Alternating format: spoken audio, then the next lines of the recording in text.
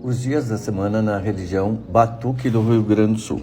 Os adeptos do Batuque dividem os dias da semana para alguns orixás. Em alguns dias especiais são feitos determinados rituais.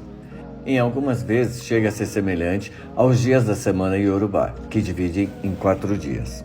Esses são os dias da semana, conforme a tradição do Batuque do Rio Grande do Sul, sendo que a maioria das famílias praticam dessa forma. Houve citação de uma possível variação, porém não obtivemos confirmação. Na segunda-feira é destinada para o orixá Bará e Ogum. Neste dia, as famílias despacham seus recós e ebós de segurança, além de dizerem que é um ótimo dia para abertura de caminhos. Na terça-feira destina-se a Xangô e Ançã. Nestes dias, as famílias costumam fazer serviços de amor ou justiça.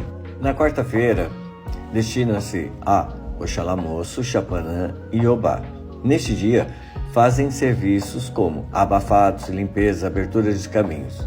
Desfazem feitiçarias, ao mesmo tempo que fazem serviços para saúde ou prosperidade. Na quinta-feira, neste dia, destina-se a Ogum. Geralmente quebram demanda, fazem serviços de abertura e até mesmo pedidos para segurança. Na sexta-feira, destina-se a Iemanjá, Odé e Otim. Neste dia fazem abafamentos, serviços de amor, serviços de prosperidade, saúde e abertura para clientes.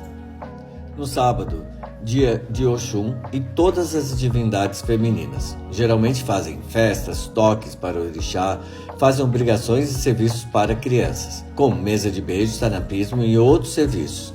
Um bom dia para serviços de amor e fertilidade. No domingo, dia de Oxalá velho, Oxum velha e Iemanjá velha. Neste dia, fazem todos os serviços para acalmar, para paz, abafamentos, trocas de vida e seguranças para pessoas que tenham necessidades. Conforme apresentamos os dias da semana, as famílias afirmam que pode ser feito qualquer serviço citado em qualquer dia da semana. Não necessariamente teria que esperar um dia para que fizesse o serviço. E por hoje ficaremos por aqui. Continue a enviarem pautas e sugestões para o nosso canal. Até a próxima.